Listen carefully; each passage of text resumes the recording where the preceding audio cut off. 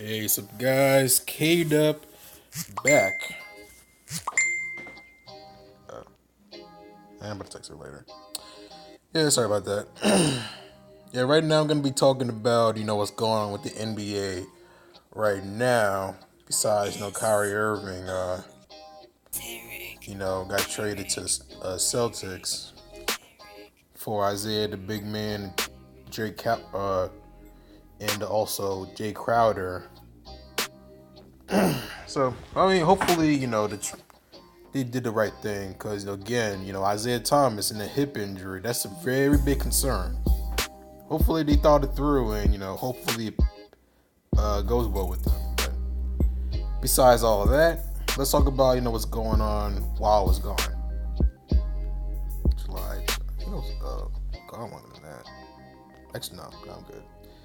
Let's see. According to multiple reports, the Shams Karania of the am I saying it right? Charania? Of the vertical first of the story, free agent guard Ian Clark has agreed to a 1-year minimum salary contract with the New Orleans Pelicans. In 2016-2017, Clark averaged 6.8 points, 1.6 rebounds, and 1.2 assists. So actually, let me take your face out. All right. Yeah, he wasn't very much of an asset, but hey, man, it is what it is. Hopefully, it goes well with him with the Pelicans.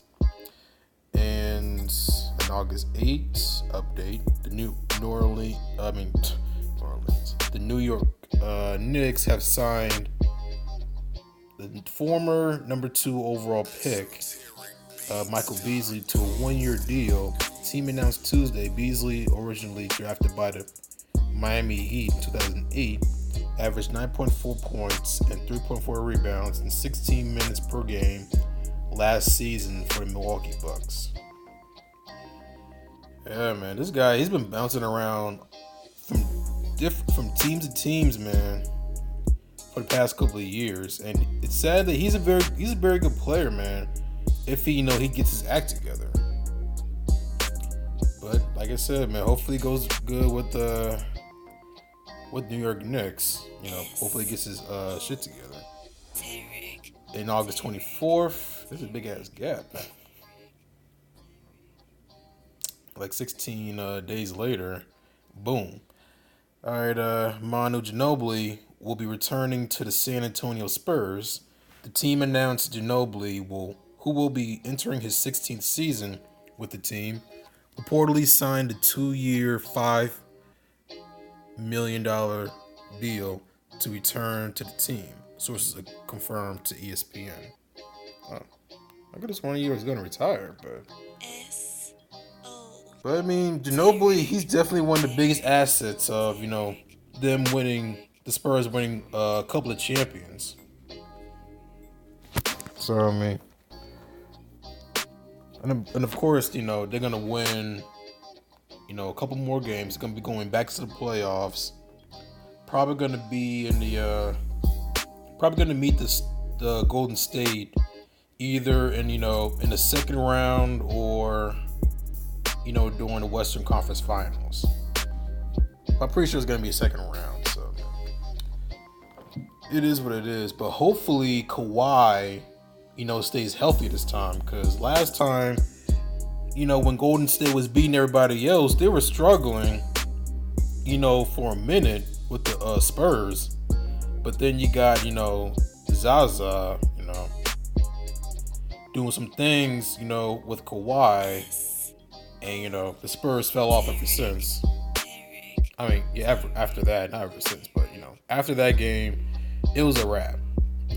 They bulldozed, the Spurs, and also bulldozed who else in the Western Conference Finals? I think it was Houston.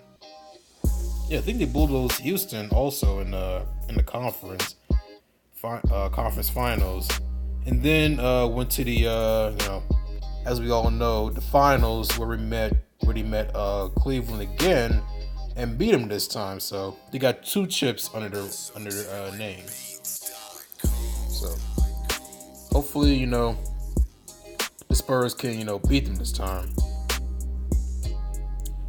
And last but not least, August 26th, a couple of days ago. What is it?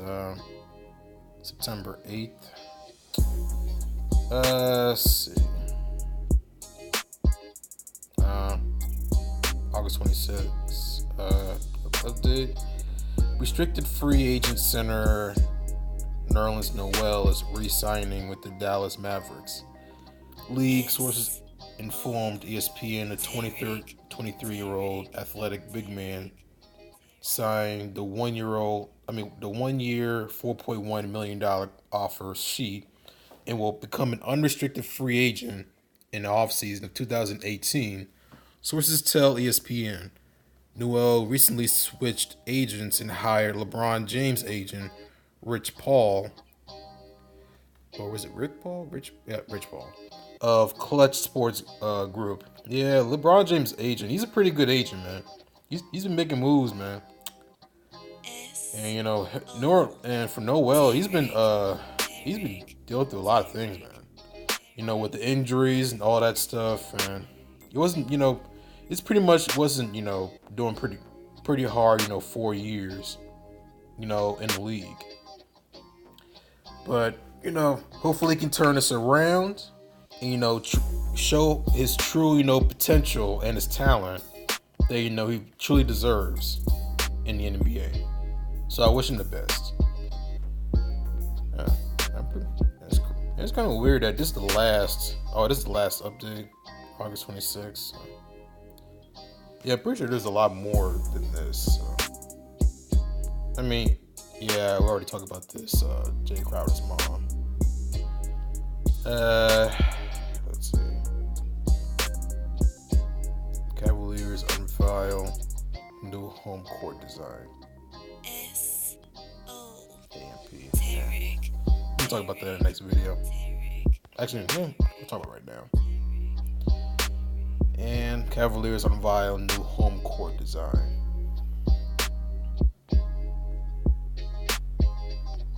Yeah, this is pretty long.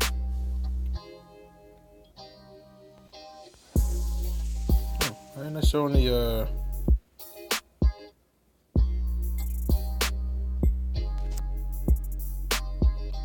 I don't know why they're not showing the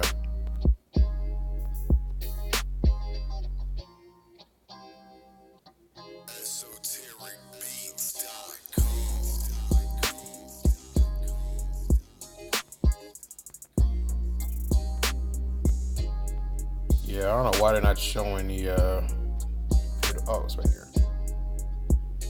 Yeah, I'm just here to see the court. Because, they're not champions anymore, so they got to take out that championship, pick of it.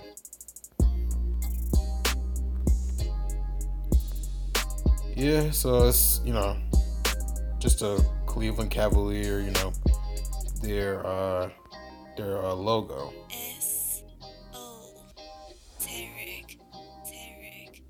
Quicken Loans Arena. And I've been actually drove past it, a couple of months ago. I didn't get a chance to get in there, but it was a pretty nice looking stadium in my opinion. Yeah, it looks pretty nice, but yeah, it sucks that they wasn't able to repeat, because that would have been amazing if he able to beat Golden State twice in a row. But you had Kevin Durant, and the team was already good as it is, but they got Kevin Durant as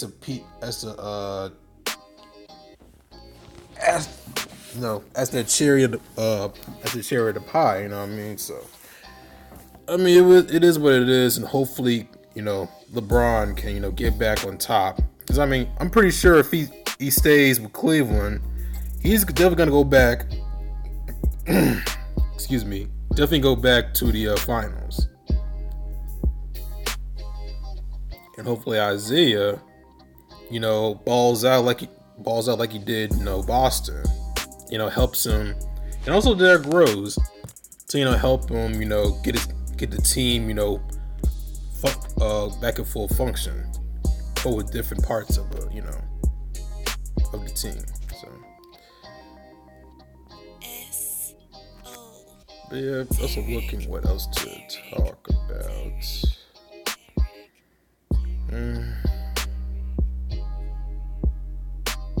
Bleachers Report clip. Yeah, this is gonna be the last one because I don't want to make this video too long. Chris Paul told Celtics Warriors he wouldn't resign if traded in 2011. That's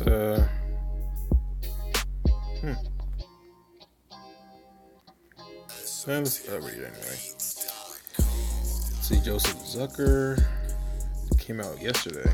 Yeah, the NBA may be different. The NBA may be in a different place had Chris Paul not essentially ruled two franchises out of contention when the then New Orleans Hornets were looking to trade the All-Star point guard. ESPN.com's Adrian blah blah blah reported during the Friday edition of his podcast that Paul informed the Golden State Warriors and Boston Celtics he wouldn't re-sign with them in 2011 if New Orleans traded him to either franchise. Man, imagine Chris Paul with either the Boston Celtics and Golden State Warriors. Damn, that's crazy, man. And Warriors, yeah, the Warriors.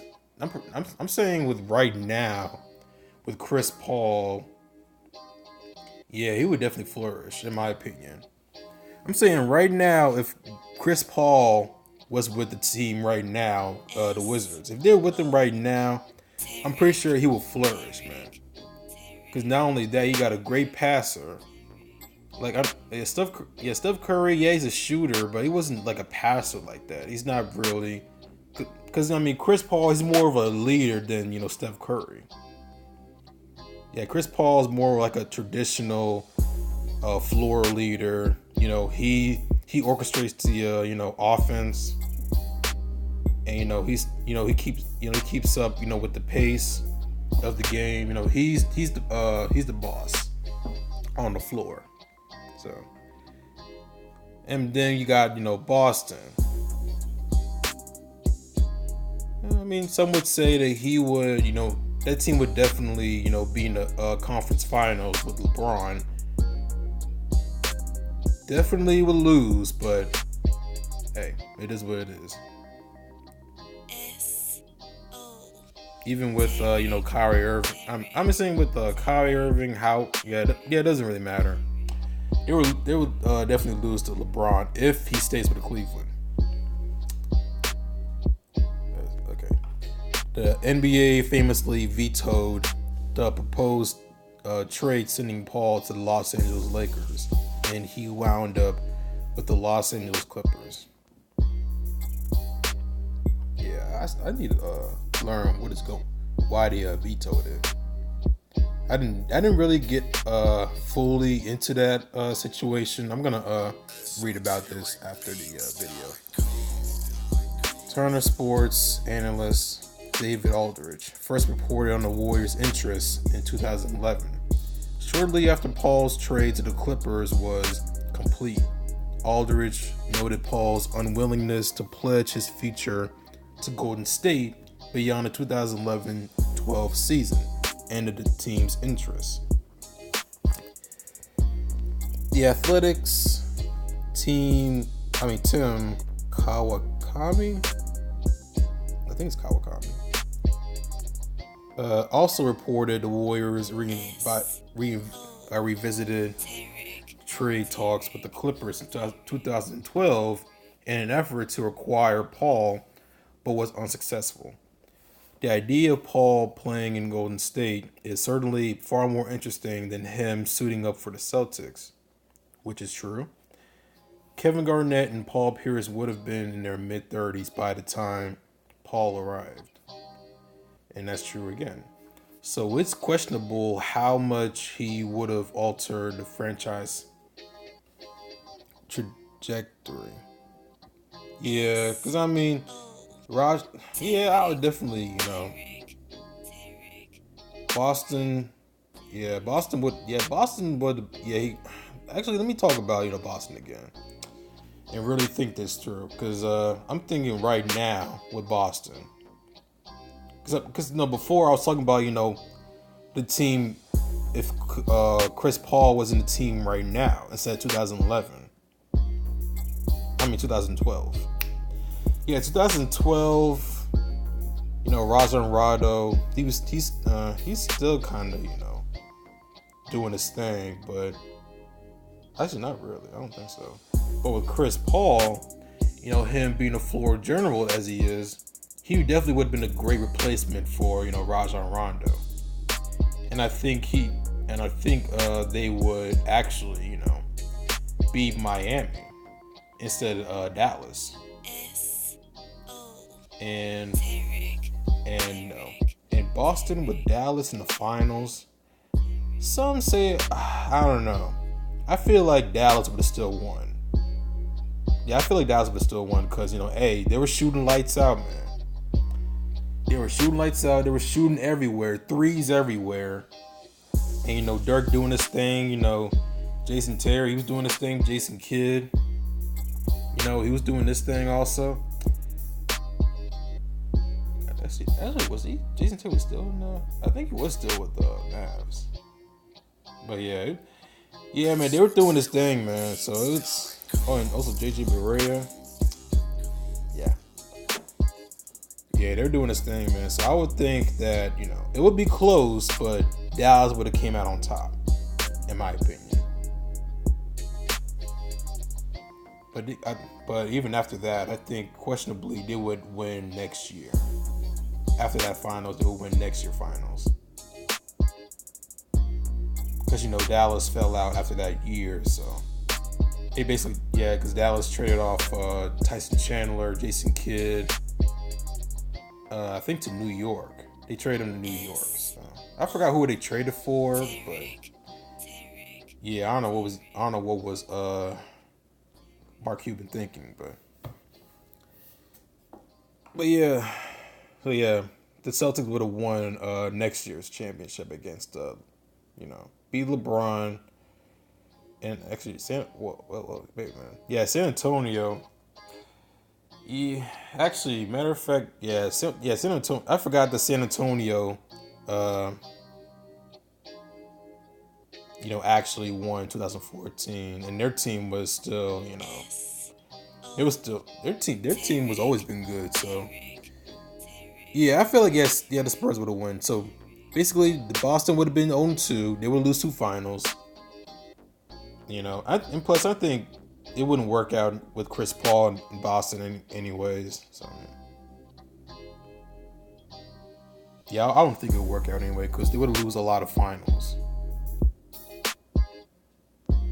Yeah, the Eastern Conference route would be easier, but they were losing the finals. But yeah. And after that note, let's keep on with this article. In 2011, Chris Broussard reported for ESPN.com that the agents of Garnett, Pierce, and Ray Allen gave Paul pause about wanting to sign a long-term extension with Boston. The Warriors, meanwhile, had yet to realize what they had with Steph Curry. Curry averaged an unspectacular 14.7 points per game and shot 45.5% from beyond the arc in 2011-2012. Curry, he was on the rise at that time. There was also doubts about his durability as he's battled nagging ankle injuries. Oh yeah, I keep forgetting he has some paper towel ass, injuries. Paper towel ass, ankles. Just hope, it's almost like every time, you hope to God, don't twist your ankle. Just, hey, walk straight. Yeah, I'm joking. In retrospect, keep Curry over Paul is a no-brainer. Between the 2011-12 and 2012-13 seasons, though we would have appeared to be a big upgrade to Golden State's backcourt. Of course, Curry won the first of 2 straight MVP awards, and the Warriors captured an NBA title in 2014 to 15, signaling the beginning of their budding dynasty. So it's safe to say failing to land Paul worked out well for Golden State. Yeah. Yeah, man, because, I understand that because at that time, if Paul really went to, with the Golden State, yeah, because, Curry, he was on a rise, but, his ankles was in the way. And with Paul there, doing his thing, getting all the shine, Steph Curry would have been, recognized as, the best as he is, right now. His, growth would have been stunted because Paul was there, taking all the shine. And I'm saying, Chris Paul's a selfish guy. Yeah, he's a team player, but, the kind of, reputation type of guy he is, he's very, and also, he can't be arrogant, he can be, a headache at times, but he's showing that, but he's a headache at times, really all the time, because, he really wants to win a championship. And I can't fault him, man, because he's a good, a great basketball player. He's a great point guard, a great general, a great floor general at best. Because I don't know. Because think about it. If you would place Steph Curry with Chris Paul, and they went to the finals in 2014 to 15 NBA Finals, I feel like they would definitely lose. Because at that time Steph Curry actually. Yeah, because Steph Curry, he was a kind of a no-show at first, but then later on he started, making splash at the dudes' faces. Pause. Shooting threes, whenever, dazzling in front of him, making a splash. And then you replace that with Paul. He's an okay shooter. Hold on. Yeah, sorry about that. One of my friends called. Not to let you know I'm making a video, but I'll call her back. But anyways, damn, I forgot what I was talking about. But anyways, that's all I gotta say about this. At least it worked out with the Warriors, cause But who knows? What if Chris Paul would still be able to, what you guys think, actually? Would Chris Paul would be beneficial with the Celtics or the Warriors? Or, neither. So, let me know about your opinions in the comments. And also don't forget to share, like, subscribe for this video and for this channel. And I'll see you guys next time. Peace.